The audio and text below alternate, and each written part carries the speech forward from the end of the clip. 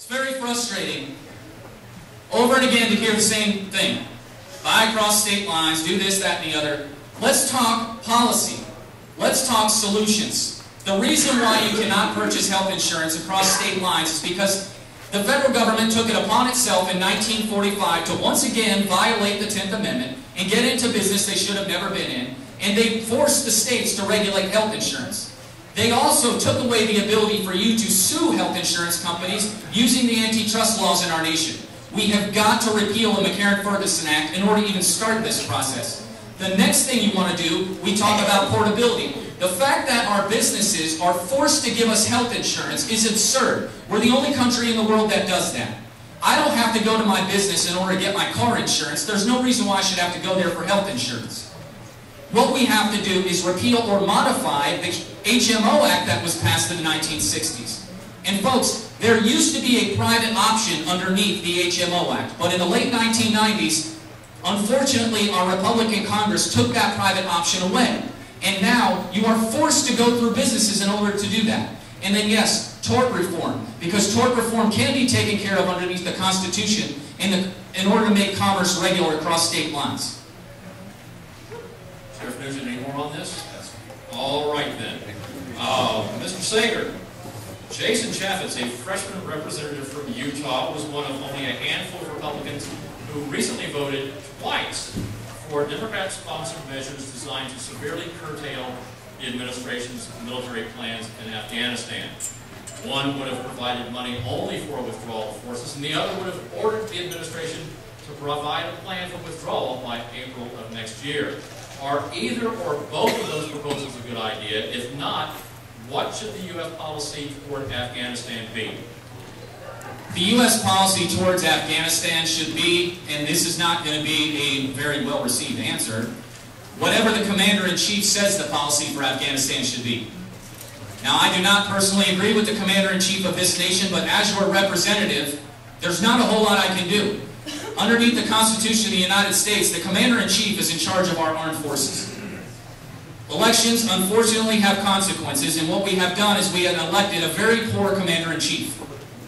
We must trust our generals, and when they come to us before Congress and they request things from us, we must listen to them and do what they ask us to do, because they are the boots on the ground. What I will not be involved in is another repeat of Vietnam, where Congress decided that they were going to call the shots from Washington, instead of letting our men and women call the shots from the ground when they could see the Viet Cong's eyes right there.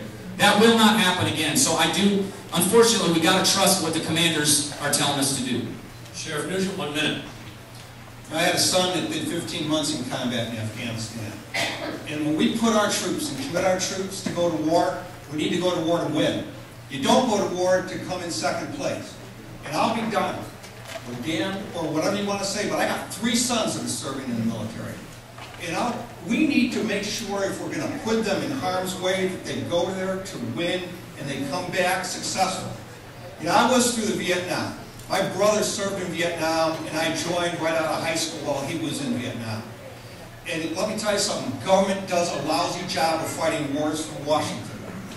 And our president and those in Congress that support failed policies are the problem. That is the issue. All right. Sheriff Nugent, staying in that part of the world, Secretary of State Hillary Clinton arrived this week in Pakistan bearing $500 million, the first installment of $7.5 billion in U.S. aid promised to our problematic allies. Now, greasing our diplomatic skids with American tax dollars is nothing new, and it has been practiced by presidents of both parties. But in this particular case, is it proper use of American tax dollars, and if not, what alternative to further America's diplomatic interests in that region would you recommend? Is she coming back? Alas. You know, every time we've tried to pay a government off to do things we want them to do, it just doesn't work. We haven't had that work for us yet. We need to support our friends in that region, and that's Israel. They need to know that we're unwavering in our support, so that when you have these regimes that want to do harm to one of the few governments that are carrying, our values, That's where we need to get. And we need to let them know in no uncertain terms that if you don't do what you're supposed to be doing in Pakistan, there are consequences to pay. And it doesn't mean giving them money. That is the last thing, because it's like anything else. When you bribe somebody, as soon as the money's gone, they forget their commitment to you. They've done it across the board every time we've done it in America. Mr. Sager, 1 minute. Really, the question was on foreign aid for Pakistan. Yeah, I wouldn't have signed a check to give them $1. Here's the problem, folks. You're a United States government. This goes back to something I was talking about before, where Congress doesn't know where your money's being spent. Okay, this was not an appropriation that happened through Congress. The problem is, in 1945, the United States of America sold its soul to the devil, in my opinion. We joined the United Nations. I have been all around this district and talked to tens of thousands of people and asked every single person in this district a simple question. If I gave you the opportunity right now to send $10 to the United Nations in New York City, would you put it in an envelope and do it? Then why on earth are your representatives in Congress every year giving billions of dollars to that organization? That organization is responsible for taking your dollars, your children's dollars, your grandchildren's dollars, and sending them to corrupt governments all across the globe. That is where we nip it in the bud. That is where we stop the funding, once and for all, and put America back in charge of our own checkbook. Thank you, Mr. Sager.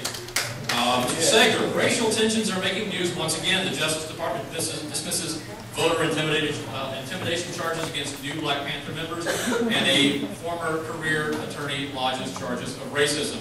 The NAACP approves a resolution condemning racism in the Tea Party movement, despite an utter lack of evidence. Then along comes the idiotic Mark Williams of the Tea Party Express to provide all the evidence opportunists needed. Now there's the Shirley Sherrod kerfuffle in which pretty much everybody looks foolish. On both, maybe all sides of the divide, old grievances are new again. What must we do to begin making progress in America's race relations once again? I mean, this is something that we do as a people. This is who we are as Americans. I mean, me personally, I don't see black, white, green, purple, or nothing. I see red, white, and blue. And that's what we need to start joining together again and reaching out to one another. I don't see these kinds of tensions going on where I live. We have a good community, we have strong churches, and it's up to us, the people of this nation, to bridge that gap, to work as brothers and sisters in Christ in order to fix that problem. That is who we are. That is who we are as Americans. What I do not support is any kind of federal program that's going to come in here and mandate any of those things. Because everything they touch, they break. We can handle it. And as far as the Tea Party being racist, that's ridiculous. Absolutely ridiculous. Sheriff Nugent, 1 minute. You know, having lived through the 60s and the racial tension that we had that boiled over, that almost tore America apart, that is the last thing we ever want to see again. There's people of both, whether they're black or white, there are racists on both sides. That's just the fact of life. There are people that don't like other people just because of the color of their skin or because of perceived injustices from in the past. It's really about us reaching out and burying those things. And the way we've done it in Hernando County is through meetings with all sides on any issue as it boiled up. And we had the KKK in Brooksville, and we had a murder in Brooksville. It's all about, you know, trying to come together as a people and have honest discussion about our differences. And then as Americans to get past those differences and unite as one. And I think America's come such a long way since the 60s in regards to racial discrimination. There's no doubt in my mind. And we never want to see ourselves go back to that again. Any more, Mr. Sager? Nope. All right. Well, we have been working on this about an hour, and it is seriously warm in here. So I think we will move to closing statements. Mr. Sager, you get how long? 2 minutes. 2 minutes to close. I'm sorry. 3 minutes to close. Well, folks, I want to thank you all again for coming out here today. We have a very, very, very unique opportunity this year You are motivated